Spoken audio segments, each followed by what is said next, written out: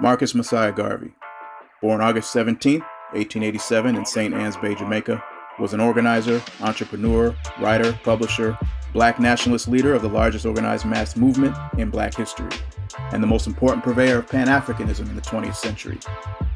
In this time, as Pan-Africanism is being vigorously attacked by pro-governmental assimilationist propaganda, it now becomes innately crucial to reassess the goals and accomplishments of Pan-Africanism as compared to the other pro-American integrationist movements toward black liberation. Unlike W.E.B. Du Bois' GMO version of Pan-Africanism, which included continual submission and concessions from the current Western powers, Garvey's version was more organic and true to the term, emphasizing black social, economic, and political self-sufficiency with the intent of centralizing resources back home in Africa as a self-governing nation, proclaiming Africa for the Africans, championing his own flag, bearing the red for the blood, black for the people, and green for the land. Once stating, "Where is the black man's government? Where is his king and his kingdom? Where is his president, his ambassador, his country, his men of big affairs? I could not find them," he said, and then declared, "I will help to make them."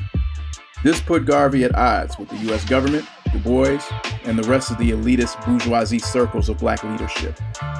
In 1914, at 28 years old, he and his eventual wife, Amy Ashwood, founded the Universal Negro Improvement Association, or UNIA, a fraternal reform association inspired by Booker T. Washington's Tuskegee Institute and dedicated to building educational and industrial opportunities for blacks.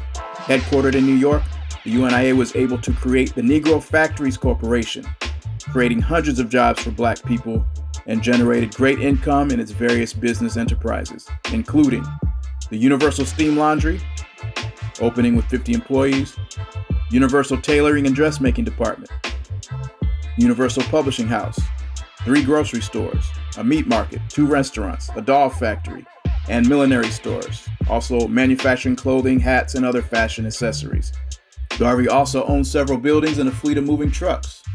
And at the height of his success, Garvey employed over 10,000 black people in the UNIA businesses and eventually grew to over 10 million members worldwide. More than 49 chapters existed throughout the country of Panama alone. Chapters existed in such diverse countries as Costa Rica, Ecuador, Venezuela, India, and Australia. Many chapters also existed on the continent of Africa, including chapters in Ghana, Sierra Leone, Liberia, Nigeria, Namibia, and South Africa, influence of which we will see later. Marcus Garvey inspired black people to build businesses all over the world. Furthermore, he got millions of black people buying from black-owned business. The Negro World, a weekly newspaper with worldwide circulation, was created by Marcus Garvey as the official organ of the UNIA and African Communities League. The paper was produced in New York beginning in August 1918. The Negro World enjoyed a broad and influential distribution, reaching not only the entire United States, but the Caribbean, Central America, Canada, Europe, and Africa. At its peak, the publication had a circulation of 200,000 and was the most popular black newspaper in the United States. Eminent black writers and editors contributed, like Zora Neale Hurston, including articles penned by Garvey himself. Fearing the influence of Garvey's call for independence, European colonial powers banned the Negro World in many parts of Africa and the Caribbean. However, it continued to be distributed regardless. At Marcus Garvey's 1922 UNIA convention, he announced the creation of the Phyllis Wheatley Hotel in New York to house delegates, and the Booker Washington University, which offered training in civil service, agriculture, and commerce for UNI officers. In addition to purchasing farms in Ohio and other states, the UNIA purchased the Smallwood Quarry Industrial Institute, located in Claremont, Virginia in 1926. The school was originally founded by John Jefferson Smallwood, the grandson of Nat Turner. The school property included several buildings and 66 acres of land on the south shore of the St. James River, where the second cargo of Africans were brought to America in 1622. Members of the UNIA's Male Universal African Legion studied military discipline, as well as the geography of Africa, mathematics, reading and writing, and other subjects.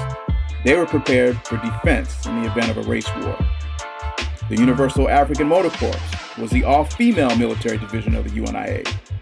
The black women of the Universal African Motor Corps were trained in military discipline as well as automotive driving and repair, and they were specifically trained to operate ambulances in the event of a race war. There was also the Black Cross for nurse training. Members of the UNIA's aeronautical department were trained as airplane pilots with red, black, and green uniforms named Black Eagle Flying Corps.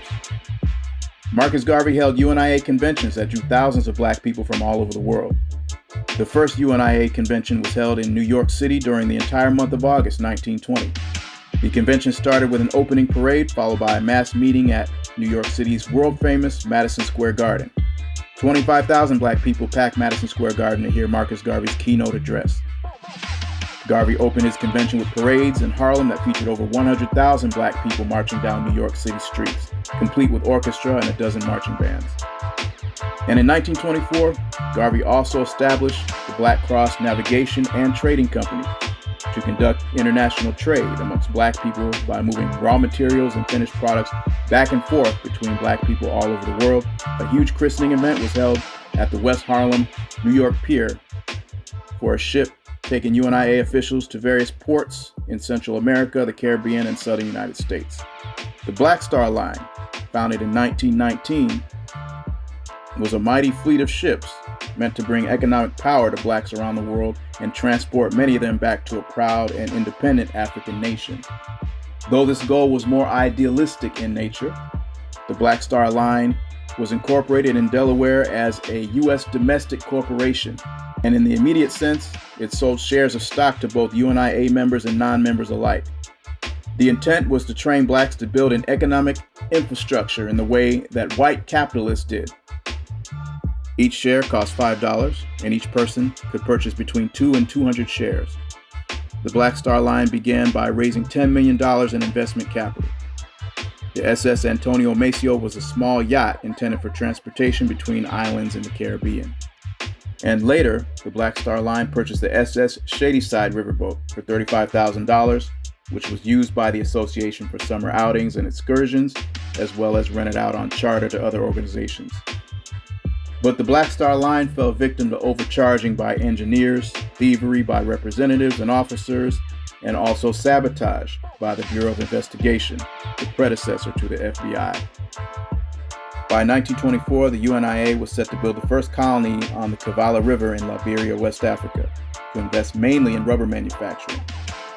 The UNIA sent 2 shiploads of building materials worth $50,000, as well as a team of engineers from New York to Liberia. However, the U.S. government did not want this to occur. Herbert Hoover, the Secretary of Commerce and future president, arranged a special government loan for Firestone Tire and Rubber Company to be able to get the same land already promised to Garvey by the Liberian president. Once the loan was secured, they had to convince Liberia to give the land to Firestone instead. They even sent W.E.B. Du Bois to go to Liberia to convince them not to give the land to Garvey, and gave Du Bois official U.S. diplomatic status, minus travel expenses, to do so. Du Bois went to Liberia and spent months there convincing Liberian President Charles King not to give the land to Marcus Garvey, but instead to give it to Firestone Tire and Rubber Company of America. Liberia's president then ordered that any member of the Garvey movement trying to enter the country be refused entry. The Liberian government also arrested and deported the UNI engineers assisted to construct houses and seized $50,000 worth of construction material meant for the future settlers. Conditions for the Liberian workers on the Firestone plantation were beyond horrific, paying just 18 cents per day. Depicted here are some of the housing, and you can see not much has changed today. So make sure that you remember these images the next time you put a Firestone tire on your car. The U.S. government and FBI sent undercover agents to destroy many of the efforts of Garvey, such as the Black Star Line, by direction of a young, eager man by the name of J. Edgar Hoover.